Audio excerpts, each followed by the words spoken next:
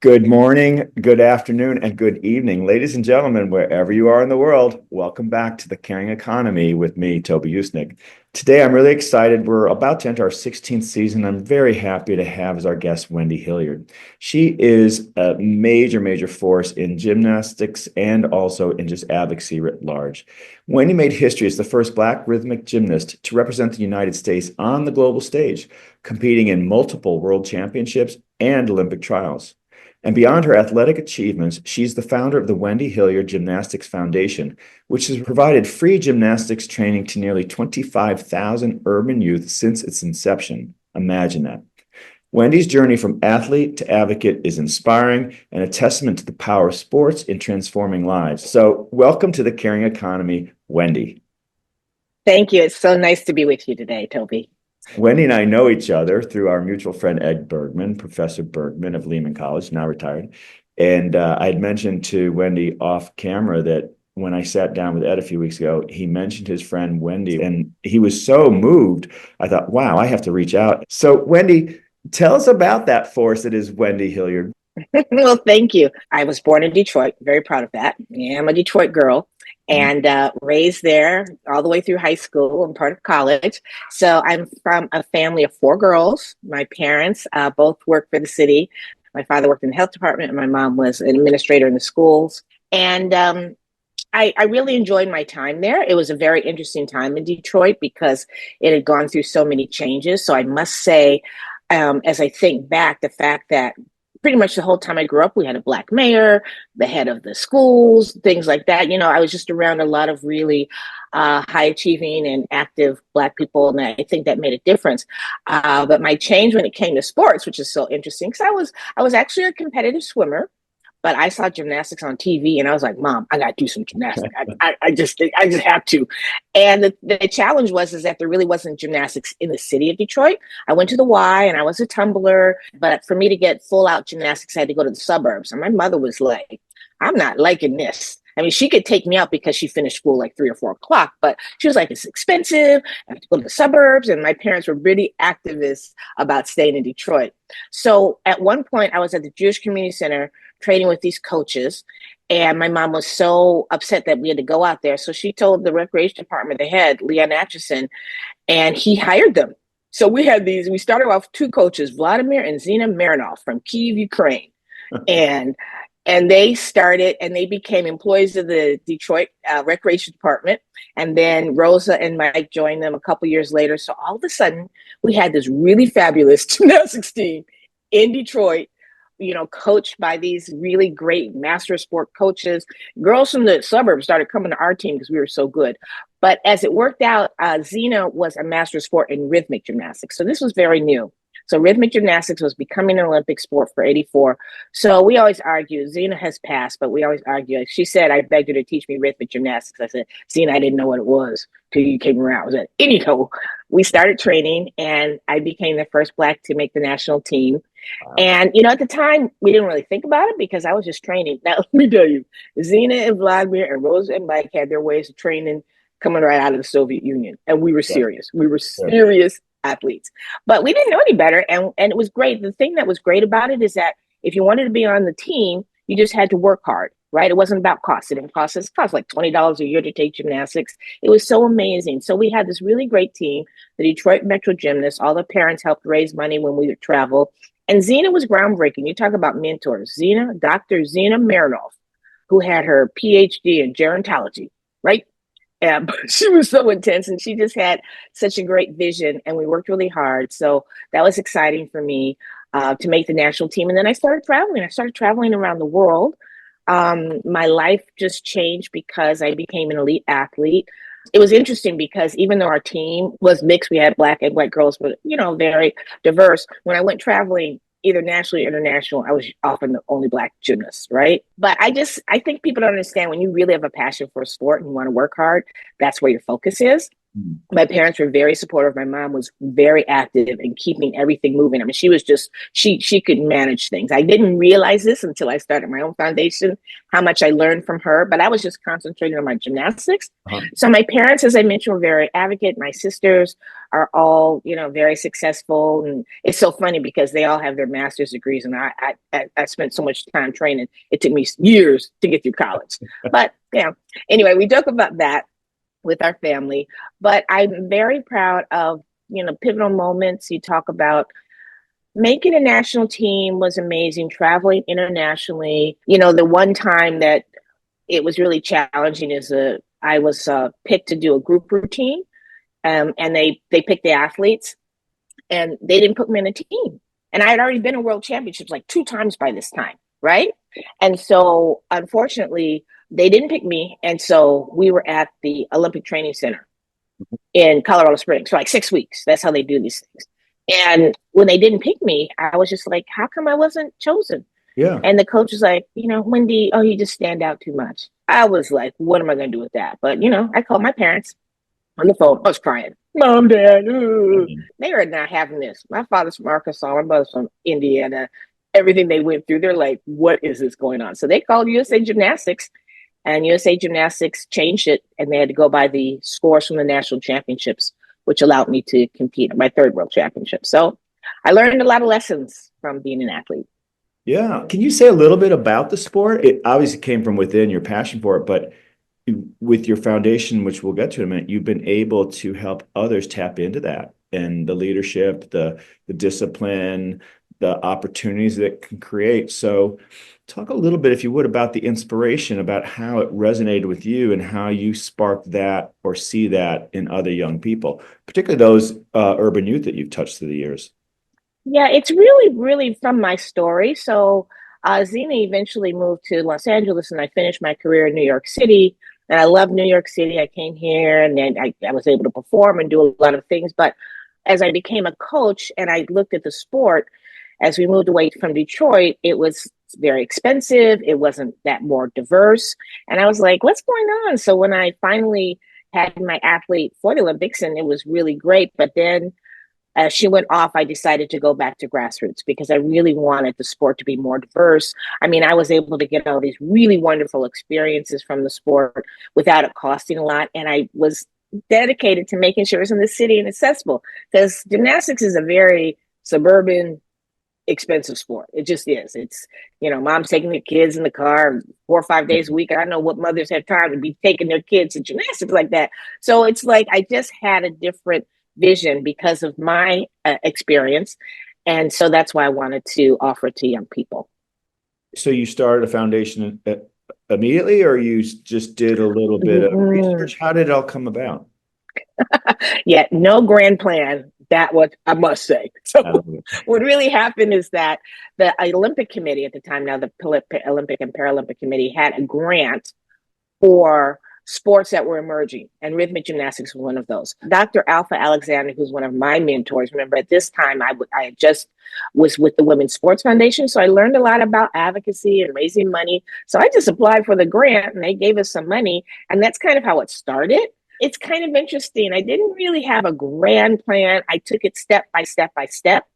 But I think the thing is that because I was an elite athlete, I always wanted to offer it to a lot of gymnasts, or young people. But if they had the desire to go all the way, I wanted to find a way to support them, because there's nothing worse than introducing kids to something they're really talented and they want to take it, and then you can't do anything with it. Yeah. So that's why it over the years it developed. I mean, the first part of when I was working with the foundation, I was doing a lot of other things. I was doing Broadway. I was working for this, NYC 2012. It took me a good probably 10 or 15 years before I was able to dedicate to myself the foundation full time. So I was always doing it along with other things, but it grew kind of organically. But it was from me wanting to offer it to young kids, but it was a journey to get this thing going.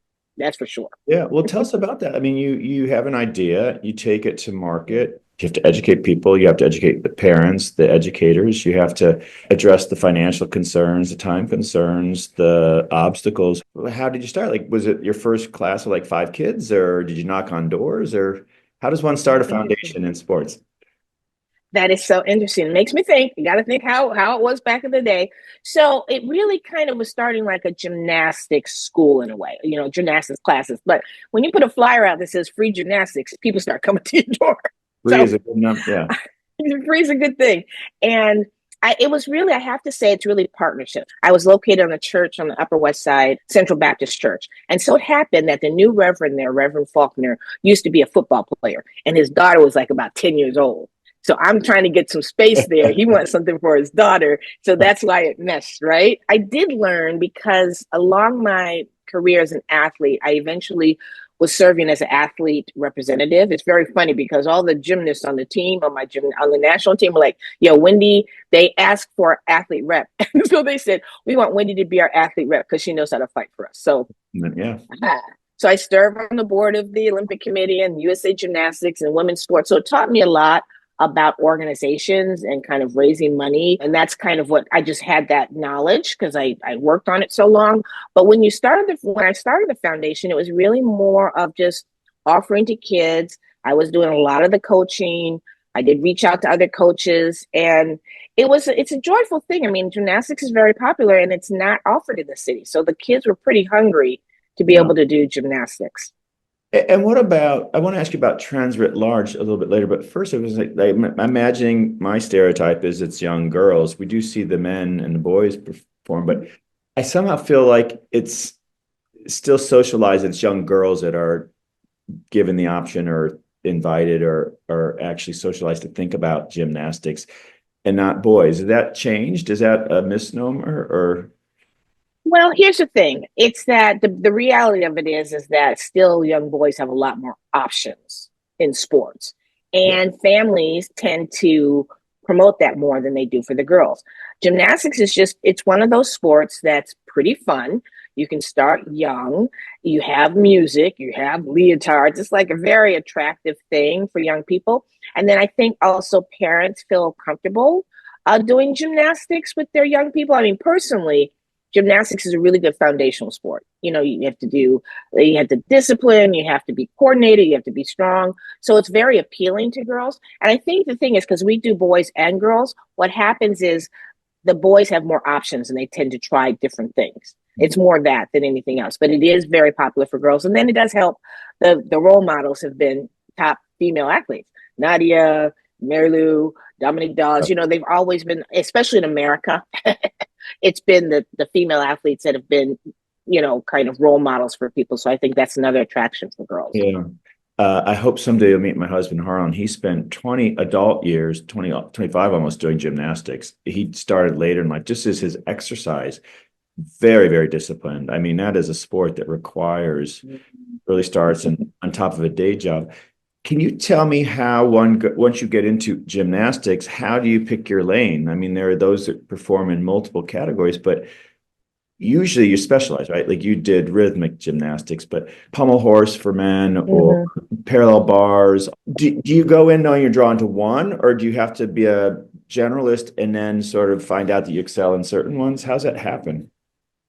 It depends. So I came in my gym in Detroit. We had rhythmic gymnastics, we had artistic gymnastics, we had boys and girls, we had what they call acrobatic gymnastics. So I always was in an environment where you had 2 or 3 disciplines available. What happens with that is that you see other disciplines. It doesn't always happen in gymnastics, but you see what can happen. And then as you start doing basic gymnastics, you find out where your talent is or where you want to spend your time. I mean, the one thing about gymnastics is that you have to want to work hard. You have to really like it because you have to do all the routines and all those moves over and over again.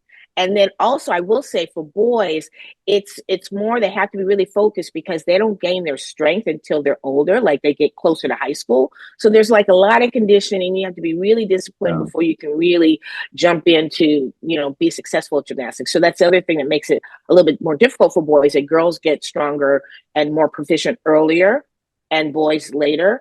But you have to find your lane. You will find it, and you'll see what you like to do. And the main thing is do it well. You have to be pretty disciplined and dedicated. We love that, but sports in general, right? It's true. Yeah. Ladies and gentlemen, again today on the Caring Economy, I'm really happy to have Wendy Hilliard as our guest. She was the first Black rhythmic gymnast to represent the United States on a global stage at the World Championships and at the Olympic trials. But also, she started the Wendy Hilliard Gymnastics Foundation, which gives opportunities to access the sport through her generous grants and training to urban kids, 25,000 to date. I wonder if you might say a little bit about the trends you've seen in the sport. It's clearly diversifying some, probably not enough. I would imagine because of equipment and training and diets that records are being set all the time in different ways and new things are being tried that were never doable before. But I don't want to put words in your mouth. Can you give us a sense of some of the trends or things that you've noted in your career? That's really an interesting question. So it's changed because of the amount of time dedicated to the sport of gymnastics, right? And so we were playing quite a bit of catch up when you're on the international stage, and the amount of time you have to dedicate to be a high level. You usually have to start at a relatively younger age. I mean, I didn't really start gymnastics till I was 12, but that was back in the day. Now they start earlier. But I would say the trend in gymnastics is it has changed. It's very interesting that you say that because the level is off the chain. It really is what the kids are able to do. But here's some other things, and thankful to Simone because her last Olympics she was 27 years old, and back in the day it would have been like, girl, you should have been retired 10 years ago. But what's happened is that there are improvements in the training. There's improvement of just general sports science, and also, I mean, it's so interesting you say that question because especially with Simone and the situation she had in Tokyo about mental health and gymnasts being able to take their voice. So that goes back to the craziness of the situation that we had with Dr. Nasser. So with Larry Nassar's situation, what happened in the shift of gymnastics is it went from athletes not having a voice to having a voice. And that made a huge difference. Now the gymnasts, they stay longer in their career. Also, it's made a difference with social media because you can get your story out there. They've had a lot more control, which has been great. These athletes are staying. Gabby Douglas is still, training. So that longevity, they used to retire when they were like, 18 years old. You used to be out of there. And then you went on to a different career. So just the fact that they're staying longer, the better sports science, mental health, and also the fact that people are taking it pretty seriously. It's different when you look at gymnastics if you have to stop when you're 18, right? You have to just kind of keep planning for the next thing. If you can keep it going, you can have a different viewpoint of it and being able to stay healthy. But the tricks that they're doing, I mean, gymnastics is it is exciting to see what they're able to do with the sport. And that's just from sports science and good training and also good coaching. That's what gymnastics is. Yeah, and you'd mentioned a few times in our session today about the U.S. catching up, by which I interpret that as, particularly in the Soviet era, but with a lot of national teams historically, they were full-time jobs with full-time coaches and resources Exactly. to get these world-class athletes. They weren't Yeah. cheating, they were just fully dedicated. Whereas here, it's always been amateur and funded accordingly. But it sounds like we've caught up. Is that a fair statement? We definitely have caught up. I mean, the women have been winning the all around, we were silver in Tokyo, but that was just, we've been winning the all around Simone's been national world champion for like the last 10 years. The guys got a bronze medal at the Olympics, which is like a huge deal. And when you know about USA Gymnastics and the type of planning it takes, I don't think people understand. So gymnastics is an individual sport, right? But you do have team aspects. Yeah. So there are a lot of things to keep in mind. And then there's judging. Let's not forget that gymnastics is a judge sport. So it's not like who's doing the fastest back handspring. It is what the judges think of it. That whole part of the sport is really important. And I think it helped me because you have to be able to sometimes, get on the side of judges and sometimes not on the side of judges, Yeah. but you got to keep going. That's a big, huge part of it. But yeah, you are very right, is that our sports system overall is not supported like other countries do. But we're finding our way through sponsorships and things like that. But the fact that we've made it to this point, I mean, you have to, when the Soviet Union broke up, a lot of those coaches came over here. They were Oh, like yeah. had some jobs. So Bella yeah, Caruso. my coaches, yeah, it was so that training, but also their training was very specific and professional. All of these coaches like went to college and got degrees to be coaches in their sport. We Yes. still don't have enough of that. We're doing a lot more of education, but they were just more, like you said, more professional. And Yeah. so we, benefited for them coming over to the States. Yeah, I mean, I'm a huge Olympic fan through the years. I've just always noted how much the US is a destination for these athletes, both for their education and their training. And I wonder if that's sort of a testament to the point you're making that we have come a long way. Yeah, definitely. It's the options and the greatness of America that we've had for so long, and we hope to continue to have. But at any rate, it's something that it's been all open, and you have to look at the NC2A program. I mean, a lot of athletes, especially in track and field and some sports, use that as a platform. A lot of the medalists from the last Olympics probably competed in the NC2A, especially in track and field. But that notion, but I'm glad, everything is changing now, to be honest with you, because I've always been a proponent. Now that the athletes in college need to get paid, and they need to be paid for a long time, this is going to make a difference. Everything, we're in a big changing moment where I just think it's more in the control of the athletes, and that's going to be very important, and it's going to make a big difference as we move forward. Agreed. And I would layer into that the gender parity as well. We're not there yet, Ooh. particularly what the women's soccer has done, but the viewership, the interest, the awareness, it's growing, but still room to grow, right? Definitely room to grow, but we have hit some milestones. My work in women's sports goes back a minute. And when we were starting, we were just, women's sports, got to do this, got to do this. But like you said, the soccer team, the basketball teams, I mean, so the last Olympics was the first time they've had as many women as they've had men in the Olympics. And that's really a testament to Anita France, who served on the International Olympic Committee for years. And she's been a fight. It's a fight, I will tell you, because it still has a long ways to go, but I Yeah. think people are now realizing when they are able to see it. That's what it's about. When you can see these sports, when you see the championships of the WNBA, when you see the women's final in soccer, all these things are very exciting, and it gives everyone an appreciation for sports and to see that these rock and roll female athletes, Of and it's course. always been a fight, but it's nice to see that it's slowly changing. I love it. I mean, as an out gay man, I love my husband always says he's married a lesbian because I love golf and I love women. So so I'm always, and I guess I'm always for the underdog a bit. There's the sometimes the only black athlete representing the United States from travel. Can you give us a sense of how you dealt with that? It's very interesting because I just did about 2 weeks ago. There's a documentary, Breaking Boundaries, about a rhythmic gymnast from LA. And Nastasia, it's actually, her mother is Russian and her father is black.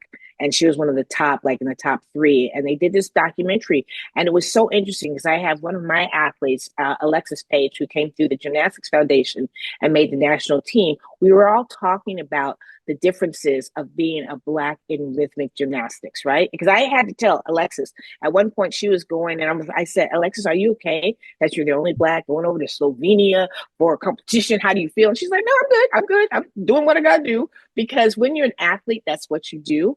You have to understand being black in America, it's being black in America. So there are just some things that you have to realize. Because to be honest with you, it was harder for me in the US to get the higher scores. When I went to Europe, I was like superstar. Seriously. Wow. I was in the newspapers and in German. They were like, look at this athlete. Because, Zena, she was so crazy.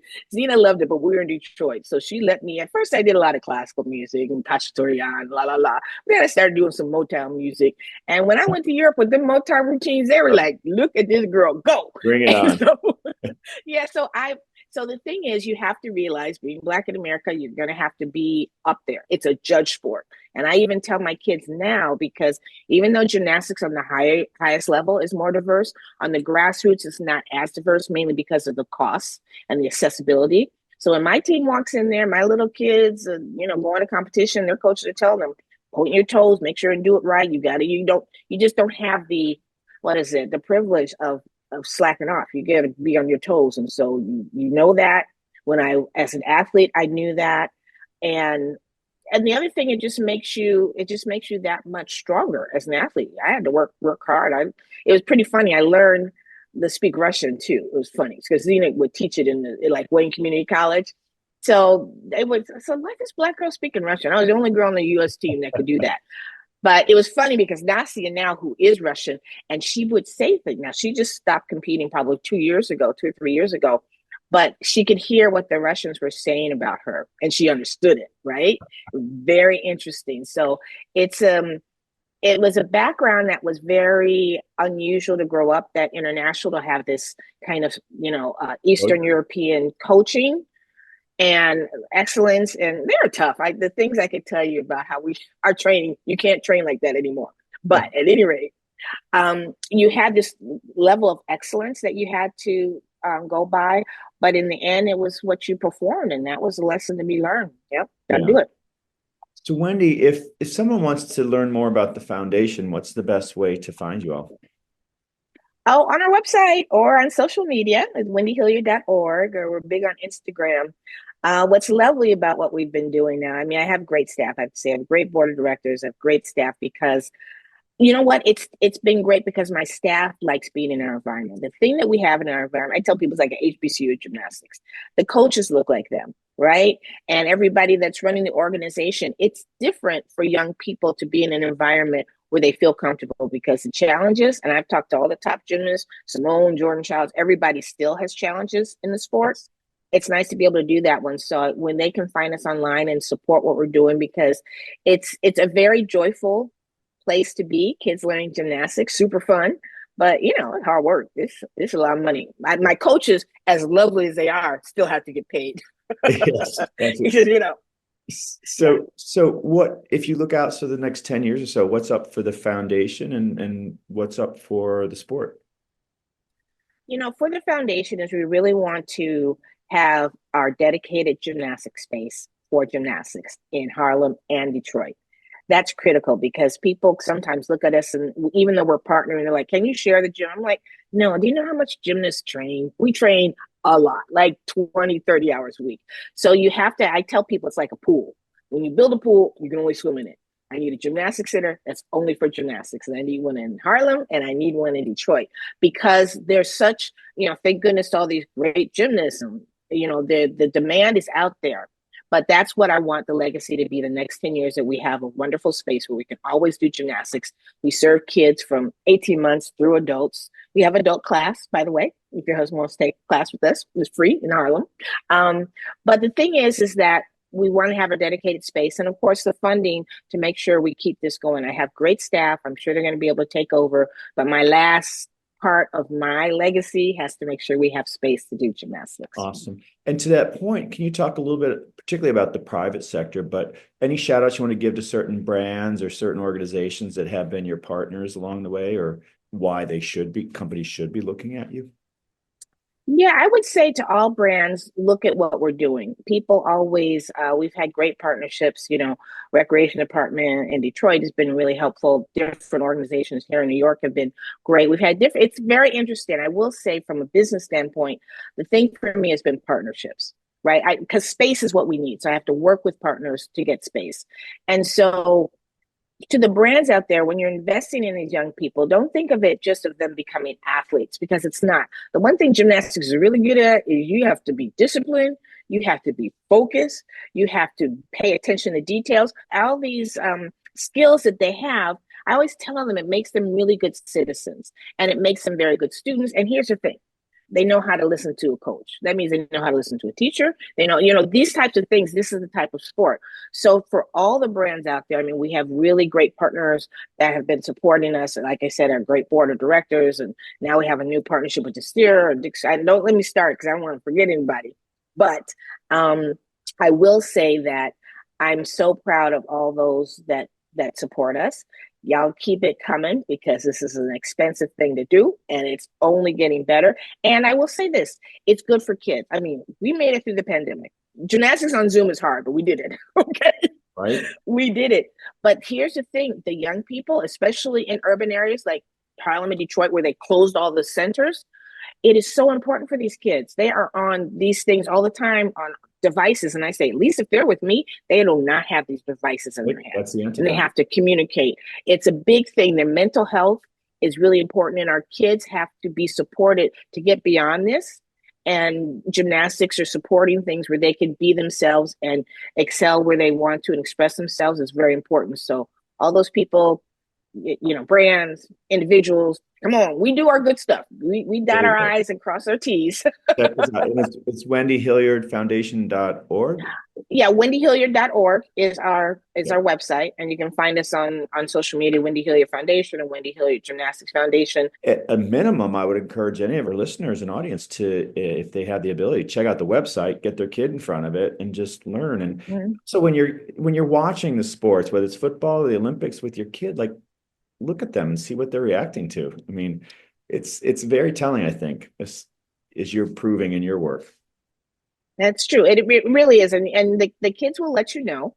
And I do believe that all kids should try. It's education. I'm a big believer in Olympism, which is mean a combination of education and art and sport, right? You really need all three of them.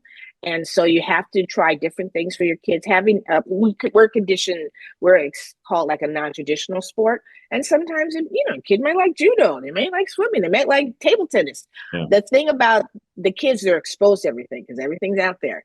So those that are serving young people, do what you can to make sure they try different things. Yeah. When you say that word, I think I've heard it. Olympism, is that a word you said? It's the Olympism, I love it. Olympism. Yes, And yeah, it's it's the really what combination of education, sport, and art. arts. I love that. Yeah. Shout out to you for teaching us a new word today. The best word of 2024. Wendy, our last question is one I always ask is pearls of wisdom that you've gleaned throughout your career about either leading a purpose-driven life, a purpose-driven career. We all know that no one got where they got by themselves, and it always makes sense in the rearview mirror, but there's lots of bumps and false starts along the way. So I wonder what sort of mantra-like advice you give to people, young and old, along the way. Resilience. You just have to keep going. You have to get up and do it again. I've had to learn a lot of different things. To be a head of a nonprofit means I have to raise a lot of money, I have to ask a lot of questions. You have to ask, but you have to be resilient. I just was with the head of the New York sports department, and Jasmine was telling me, Director Jasmine was saying, because I kept bugging her. I was just like emailing her all the time. I was just like, let's. She says, I'm so glad you did this. Because when she finally came up to see us in action, she was blown away. And she says, I'm so glad that you kept reaching out. And when people don't tell you that, it's the truth. You have to stay at it. Yes, well said. If at first you don't succeed, try, and try again. Mm-hmm. Wendy Hilliard, thank you so much for joining us. Wendy has been throughout her career a phenomenal athlete in rhythmic gymnastics and represented the United States globally, first young Black athlete on a global stage, and also the founder and board chair now. Or you're not Well, I'm not. I have a board chair, Christopher Harrison, but I'm on my board, of course. I'm just the founder of founder that. and Yeah. yeah, founder of the That foundation. suffices, right?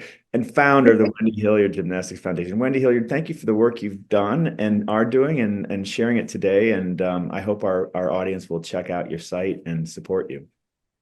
Thank you very much. It's really been a joy. And shout out to Ed Bergman again for introducing us. Just love Ed. Thank you, Ed. He's always Bye-bye. there.